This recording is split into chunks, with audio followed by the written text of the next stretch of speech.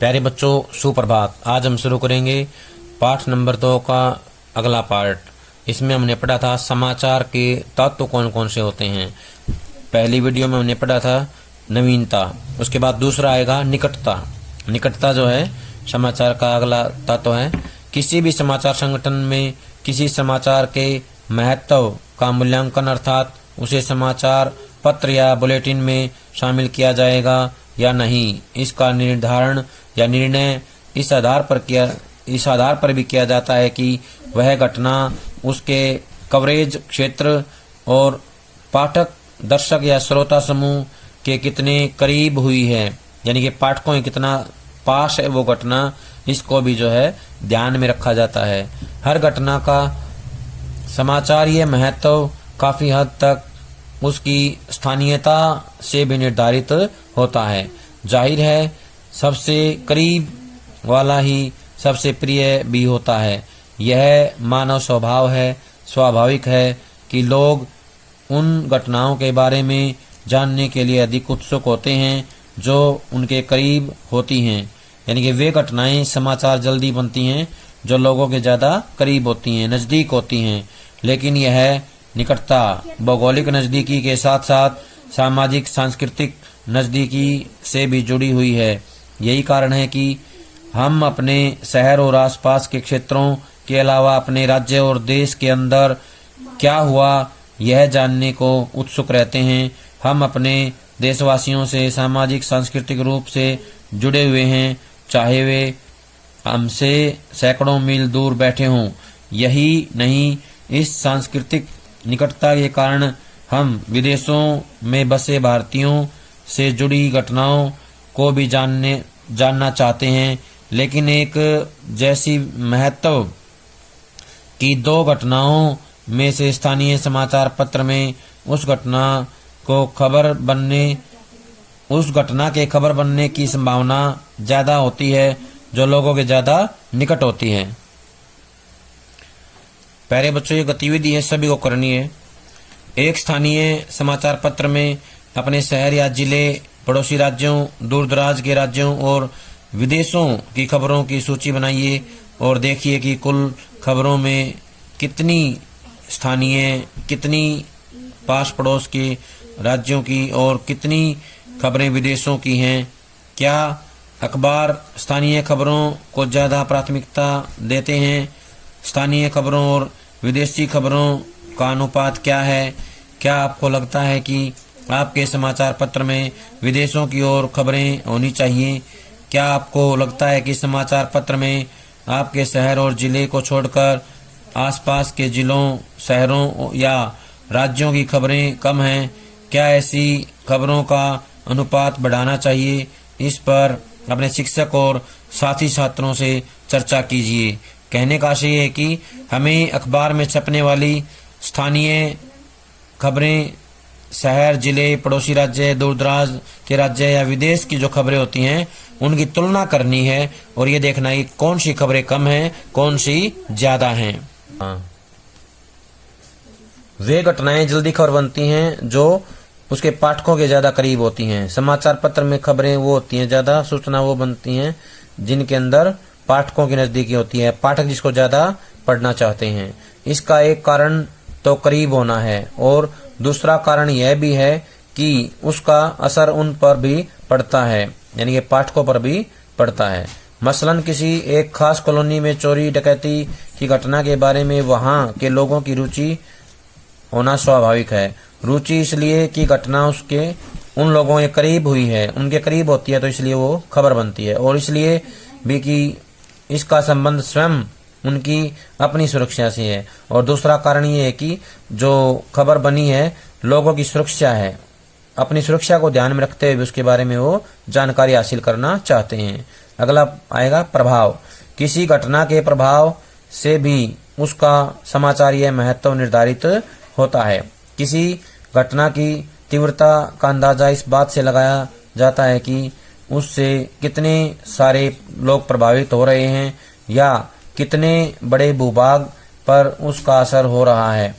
किसी घटना से जितने अधिक लोग प्रभावित होंगे उसके समाचार बनने की संभावना उतनी ही बढ़ जाती है। जाहिर है कि जिन घटनाओं का पाठकों के जीवन पर सीधा प्रभाव पड़ रहा हो उसके बारे में जानने की उनमें स्वाभाविक इच्छा होती है। जैसे सरकार के किसी निर्णय से अगर सिर्फ 100 लोगों को लाभ हो रहा हो तो यह उतना बड़ा समाचार नहीं है जितना कि उससे लाभान्वित होने वाले लोगों की संख्या पर होता है। यानी कि अगर यही संख्या लोगों की 1 लाख हो, सरकार अनेक नीतिगत फैसले लेती है जिनका प्रभाव तात्कालिक नहीं होता लेकिन दीर्घकालिक प्रभाव महत्वपूर्ण हो सकते हैं। इसी दृष्टि से इसके समाचारीय महत्व को आंका जाना चाहिए। कहने का आशय है कि 100 लोगों पर प्रभाव पड़ेगा तो यह समाचार ज्यादा महत्वपूर्ण नहीं होगा, ज्यादा बड़ा नहीं होगा, लेकिन उससे लाभ प्राप्त करने वाले लाखों की संख्या में लोग होते हैं तो वो क्या है, महत्वपूर्ण समाचार हो जाता है और उसकी जो खबर की जो तुलना है वो पहले वाली से ज्यादा महत्वपूर्ण बन जाती है। तुलना करते हैं तो उसका महत्व ज्यादा सिद्ध होता है जिसका प्रभाव लाखों लोगों पर पड़ने वाला होता है। जन रुचि किसी विचार, घटना या समस्या के समाचार बनने के लिए यह भी आवश्यक है कि लोगों की उसमें दिलचस्पी हो, यानी कि लोग उसमें रुचि लें, वे उसके बारे में जानना चाहते हों। कोई भी घटना समाचार तभी बन सकती है जब पाठकों या दर्शकों का एक बड़ा तबका उसके बारे में जानने में रुचि रखता हो। हर समाचार संगठन का अपना एक लक्ष्य होता है, एक समूह होता है, लक्ष्य समूह होता है और वह समाचार संगठन अपने पाठकों या श्रोताओं की रुचियों को ध्यान में रखकर समाचारों का चयन करता है। लेकिन हाल के वर्षों में लोगों की रुचियों और प्राथमिकताओं में भी तोड़ मरोड़ की प्रक्रिया काफी तेज हुई है और यह भी सच है कि लोगों की रुचियों में परिवर्तन भी आ रहे हैं, बदलाव आ रहे हैं। कह सकते हैं कि रुचियां कोई स्थिर चीज नहीं है, गतिशील हैं, यानी कि रुचियां बदलती रहती हैं। कई बार इनमें परिवर्तन आते हैं तो मीडिया में भी परिवर्तन आता है, लेकिन आज मीडिया लोगों की रुचियों में परिवर्तन लाने में बहुत बड़ी भूमिका अदा कर रहा है, बहुत बड़ी भूमिका निभा रहा है। पत्रकारिता के मूल्य, यानी कि पत्रकारिता के कौन कौन से ऐसे मूल्य होते हैं जिनका हमें ध्यान रखना होता है। पत्रकारिता एक तरह से दैनिक इतिहास लेखन है, यानी हर रोज का इतिहास है। पत्रकार रोज का इतिहास अखबार के पन्नों में दर्ज करता चलता है। उसका काम ऊपरी तौर पर बहुत आसान लगता है लेकिन वह इतना आसान होता नहीं। उस पर कई तरह के दबाव हो सकते हैं। अपनी पूरी स्वतंत्रता के बावजूद पत्रकारिता सामाजिक और नैतिक मूल्यों से जुड़ी रहती है। उदाहरण के लिए सांप्रदायिक दंगों पर समाचार लिखते समय पत्रकार प्रयास करता है कि उसके समाचार से आग न भड़के, यानी कहीं कोई हिंसा न हो। वह सच्चाई जानते हुए भी दंगों में मारे गए या घायल लोगों के समुदाय की पहचान स्पष्ट नहीं करता। बलात्कार के मामलों में वह महिला का नाम या चित्र नहीं प्रकाशित करता ताकि उसकी सामाजिक प्रतिष्ठा को कोई धक्का न पहुंचे। पत्रकारों से अपेक्षा की जाती है कि वे पत्रकारिता की आचार संहिता का पालन करें, यानी ये जो नियम होते हैं पत्रकारिता के उनका ध्यान रखें, उनका पालन करें ताकि उनके समाचारों से बेवजह और बिना ठोस सबूतों के किसी की व्यक्तिगत प्रतिष्ठा को नुकसान न हो और न ही समाज में अराजकता और अशांति फैले। जनरुचि के बाद अगला है टकराव या संघर्ष। किसी घटना में टकराव या संघर्ष का पहलू होने पर उसके समाचार के रूप में चयन की संभावना बढ़ जाती है, क्योंकि लोगों में टकराव या संघर्ष के बारे में जानने की स्वाभाविक दिलचस्पी होती है, यानी कि लोग उनके बारे में जानना चाहते हैं। इसकी वजह यह है कि टकराव या संघर्ष का उनके जीवन पर सीधा असर पड़ता है। वे उससे बचना चाहते हैं और इसलिए उसके बारे में जानना चाहते हैं। यही कारण है कि युद्ध और सैनिक टकराव के बारे में जानने की लोगों में सर्वाधिक रुचि होती है, लेकिन टकराव का अर्थ केवल खून खराबा या खूनी संघर्ष ही नहीं है, बल्कि खेलों में जब दो टीमें आपस में मुकाबला करती हैं या चुनावों में राजनीतिक दलों के बीच राजनीतिक संघर्ष होता है तो उसे भी जानने में लोगों की उतनी ही दिलचस्पी होती है, यानी कि लोगों का इंटरेस्ट होता है, लोग उसमें जानना चाहते हैं। महत्वपूर्ण लोग, मशहूर और जाने माने लोगों के बारे में जानने की आम पाठकों, दर्शकों और श्रोताओं में स्वाभाविक इच्छा होती है, यानी कि महत्वपूर्ण लोगों के बारे में जानने की लोगों की इच्छा होती है। आम आदमी भी उसके बारे में जानना चाहता है। कई बार किसी घटना से जुड़े लोगों के महत्वपूर्ण होने के कारण भी उसका समाचारीय महत्व बढ़ जाता है। जैसे अगर प्रधानमंत्री को जुकाम भी हो जाए तो यह एक खबर होती है। इसी तरह किसी फिल्मी सितारे या क्रिकेट खिलाड़ी का विवाह भी खबर बन जाती है, जबकि यह एक नितांत निजी आयोजन है। दरअसल लोग यह जानना चाहते हैं कि मशहूर लोग उस मुकाम तक कैसे पहुँचे, यानी कि वहाँ तक कैसे गए, उनका जीवन कैसा होता है और विभिन्न मुद्दों पर उनके क्या विचार हैं। लेकिन कई बार समाचार माध्यम महत्वपूर्ण लोगों की खबर देने के लोभ में उनके निजी जीवन की सीमाएं लांघ जाते हैं, यानी कि कुछ ऐसी बातें होती हैं जो उन्हें नहीं कहनी चाहिए, वो भी कह देते हैं। यही नहीं, महत्वपूर्ण लोगों के बारे में जानकारी देने के नाम पर कई बार समाचार माध्यम अफवाहें और कोरी गप प्रसारित करते दिखाई पड़ते हैं, यानी कि झूठी बातें भी उसमें प्रकाशित और प्रसारित कर दी जाती हैं। ऐसा नहीं किया जाना चाहिए। अगला है उपयोगी जानकारियां। अनेक ऐसी सूचनाएं भी समाचार मानी जाती हैं जिनका समाज के किसी विशेष तबके के लिए खास महत्व हो सकता है। ये लोगों की तात्कालिक उपयोग की सूचनाएं भी हो सकती हैं। मसलन स्कूल कब खुलेंगे, किसी खास कॉलोनी में बिजली कब बंद रहेगी, पानी का दबाव कैसा रहेगा, वहाँ का मौसम कैसा रहेगा आदि।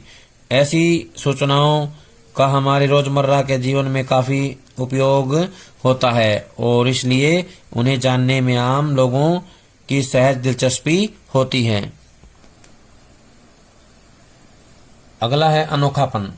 एक पुरानी कहावत है, कुत्ता आदमी को काट ले तो वह खबर नहीं, लेकिन अगर आदमी कुत्ते को काट ले तो वह खबर है। यानी जो कुछ स्वाभाविक नहीं है या किसी रूप में असाधारण है वही समाचार है, यानी सामान्य प्रक्रियाओं से हटके जो बात होती है वही समाचार है।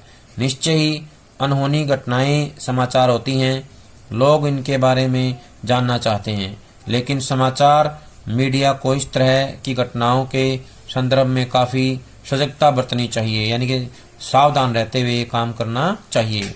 अन्यथा कई मौकों पर यह देखा गया है कि इस तरह के समाचारों ने लोगों में अवैज्ञानिक सोच और अंधविश्वास को जन्म दिया है। कई बार यह देखा गया है कि किसी विचित्र बच्चे के पैदा होने की घटना का समाचार चिकित्सा विज्ञान के संदर्भ से काटकर किसी अंधविश्वासी संदर्भ में प्रस्तुत कर दिया जाता है। भूत प्रेत के किस्से कहानी समाचार नहीं हो सकते।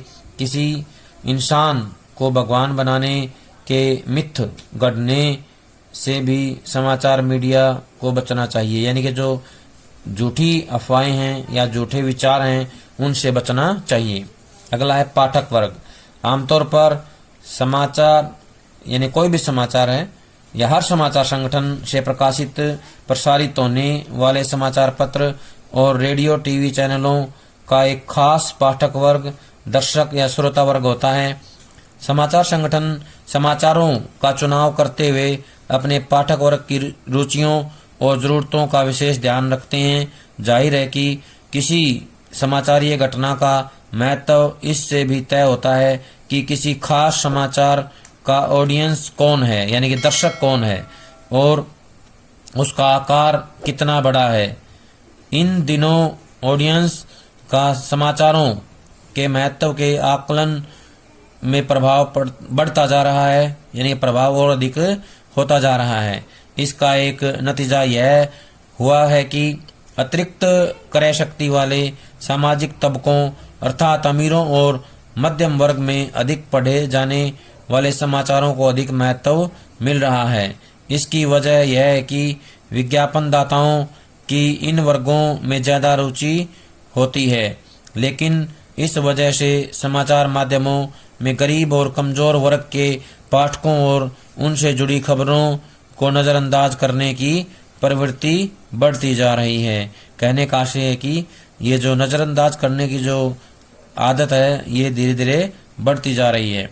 नीतिगत ढांचा, विभिन्न समाचार संगठनों के समाचारों या संगठनों की समाचारों की चयन और प्रस्तुति को लेकर एक नीति होती है, यानी कि हर अखबार एक नीति के अनुसार काम करता है, उसी के हिसाब से समाचारों का चयन करता है। इस नीति को संपादकीय नीति कहते हैं। संपादकीय नीति का निर्धारण संपादक या समाचार संगठन के मालिक करते हैं। समाचार संगठन समाचारों के चयन में अपनी संपादकीय नीति का भी ध्यान रखते हैं, यानी कि अपनी नीति को ध्यान में रखकर वो सारे काम करते हैं। लेकिन इसका अर्थ यह नहीं है कि वे केवल संपादकीय नीति के अनुकूल खबरों का ही चयन करते हैं, बल्कि वे उन खबरों को भी सुनते हैं जो संपादकीय नीति के अनुकूल नहीं हैं। यह जरूरी हो सकता है कि संपादकीय लाइन के प्रतिकूल खबरों को उतनी प्रमुखता न दी जाए जितनी अनुकूल खबरों को दी जाती है। तो ये था हमारा ये जो समाचार हैं उसके अलग अलग तत्व कौन कौन से होते हैं। अब हम करेंगे संपादन। संपादन होता क्या है? संपादन जनसंचार माध्यमों में द्वारपाल की भूमिका की चर्चा हमने अध्याय 1 में की थी, यानी कि जो द्वारपाल होते हैं वो कौन कौन होते हैं।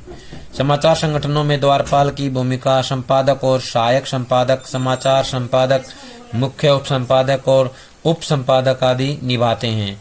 ये जो है इसके द्वारपाल कहलाएंगे। जैसे संपादक, सहायक संपादक, समाचार संपादक, मुख्य उप संपादक और उप संपादक, ये क्या है? द्वारपाल हैं। वे न सिर्फ अपने संवाददाताओं और अन्य स्रोतों से प्राप्त समाचारों के चयन में महत्वपूर्ण भूमिका अदा करते हैं, बल्कि उनकी प्रस्तुति की जिम्मेदारी भी उन्हीं पर होती है। समाचार संगठनों में समाचारों के संकलन का कार्य जहां रिपोर्टिंग की टीम करती है, वहीं उन्हें संपादित कर लोगों तक पहुंचाने की जिम्मेदारी संपादकीय टीम पर होती है। संपादन का अर्थ है किसी सामग्री से उसकी अशुद्धियों को दूर करके उसे पठनीय बनाना। एक उप संपादक अपने रिपोर्टर की खबर को ध्यान से पढ़ता है और उसकी भाषा शैली, व्याकरण, वर्तनी तथा तथ्य संबंधी अशुद्धियों को दूर करता है। वह उस खबर के महत्व के अनुसार उसे काटता छांटता है और उसे कितनी और कहाँ जगह दी जाए यह भी तय करता है। इसके लिए वह संपादन के कुछ सिद्धांतों का पालन करता है। संपादन के सिद्धांत।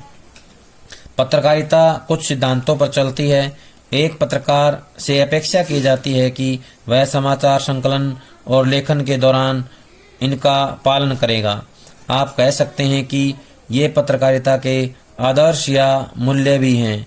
इनका पालन करके ही एक पत्रकार और उसका समाचार संगठन अपने पाठकों का विश्वास जीत सकता है। किसी भी समाचार संगठन की सफलता उसकी पर टिकी होती है, यानी कि आधारित होती है। पत्रकारिता की साख बनाए रखने के लिए निम्नलिखित सिद्धांतों का पालन करना जरूरी है। सबसे पहले आएगा तथ्यों की शुद्धता, इसको बोलते हैं एक्यूरेसी, सटीक जो है तथ्य होने चाहिए। वस्तुपरकता, ऑब्जेक्टिविटी, निष्पक्षता, फेयरनेस, संतुलन, बैलेंस, स्रोत, सोर्सिंग, एट्रीब्यूशन, यानी कि खबर कहाँ से आई है। तो हम इन सिद्धांतों के बारे में जो है संक्षेप में चर्चा करेंगे और इनका अर्थ जो है क्या होता है ये समझने के लिए भी जो है हम आगे पढ़ेंगे। प्यारे बच्चों, अब हमारे लिए इतना ही काम जो है बहुत है। हमें से जो है पढ़ना है, अच्छे से समझना है। अगली वीडियो में आगे किया जाएगा। तब तक ये सारा काम अच्छे से पढ़ लें, समझ लें, याद कर लें और अपनी कॉपी में लिख लें। अगली वीडियो नहीं आती है तब तक ये सारा काम हो जाना चाहिए। सभी का बहुत बहुत धन्यवाद।